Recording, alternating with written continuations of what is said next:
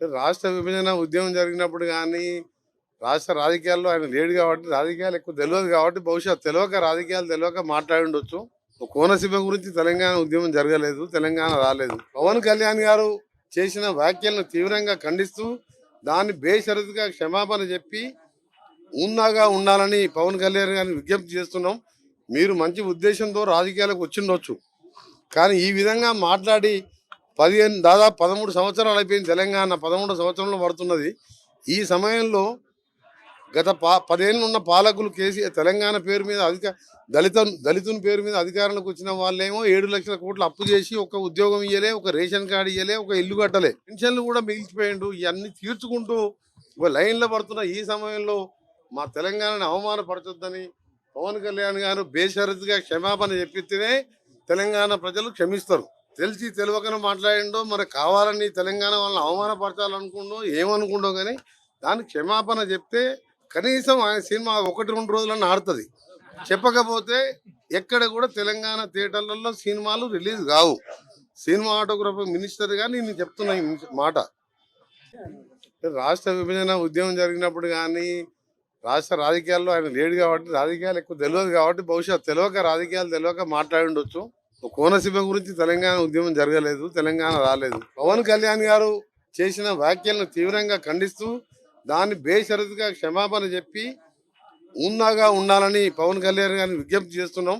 మీరు మంచి ఉద్దేశంతో రాజకీయాలకు వచ్చిండొచ్చు, కానీ ఈ విధంగా మాట్లాడి దాదాపు 13 సంవత్సరాలు అయిపోయింది. తెలంగాణ 13 సంవత్సరంలో పడుతున్నది. ఈ సమయంలో గత 10 ఏళ్ళు ఉన్న పాలకులు తెలంగాణ పేరు మీద దళితుని పేరు మీద అధికారంలోకి వచ్చిన వాళ్ళేమో 7 లక్షల కోట్లు అప్పు చేసి ఒక ఉద్యోగం ఇయ్యలే, ఒక రేషన్ కార్డు ఇయ్యలే, ఒక ఇల్లు కట్టలే, పెన్షన్లు కూడా మిగిలిచిపోయిండు. ఇవన్నీ తీర్చుకుంటూ ఒక లైన్లో పడుతున్న ఈ సమయంలో మా తెలంగాణని అవమానపరచొద్దని పవన్ కళ్యాణ్ గారు బేషరతుగా క్షమాపణ చెప్పితేనే తెలంగాణ ప్రజలు క్షమిస్తారు. తెలిసి తెలియకనే మాట్లాడిండో, మరి కావాలని తెలంగాణ వాళ్ళని అవమానపరచాలనుకుండో ఏమనుకుండో, కానీ దానికి క్షమాపణ చెప్తే కనీసం ఆయన సినిమా 1-2 రోజులన్నా ఆడుతుంది. చెప్పకపోతే ఎక్కడ కూడా తెలంగాణ థియేటర్లలో సినిమాలు రిలీజ్ కావు. సినిమాటోగ్రఫర్ మినిస్టర్ గాని నేను చెప్తున్నా ఈ మాట. నేను ఒకటే చెప్పాను ఆ రోజున, మనల్ని ఎవడు రాపేది.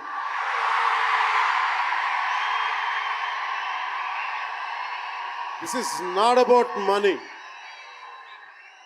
This is not about finance, this is not about records, this is about damn guts, this is about damn courage, this is about damn tenacity. We are here, we will stand by, we will serve justice.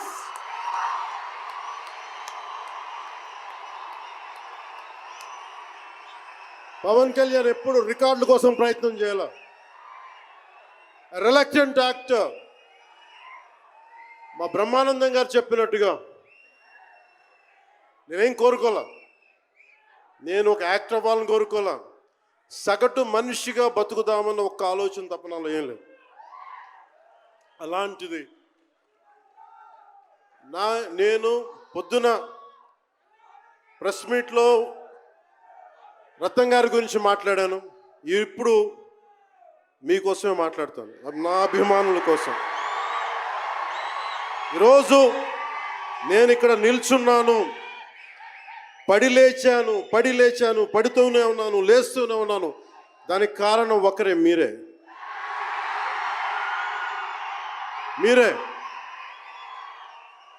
పడిపోయినా, కింద పడ్డా, లేచినా, ఉన్నా అన్నా నీ వెంట మేము ఉన్నామని. నా దగ్గర ఏమన్నా ఆయుధాలు ఉంటాయా? నా దగ్గర ఏమన్నా గుండాలు ఉంటారా? నా దగ్గర ఎవరు లేరు, గుండెల్లో ఉండే మీరు తప్ప.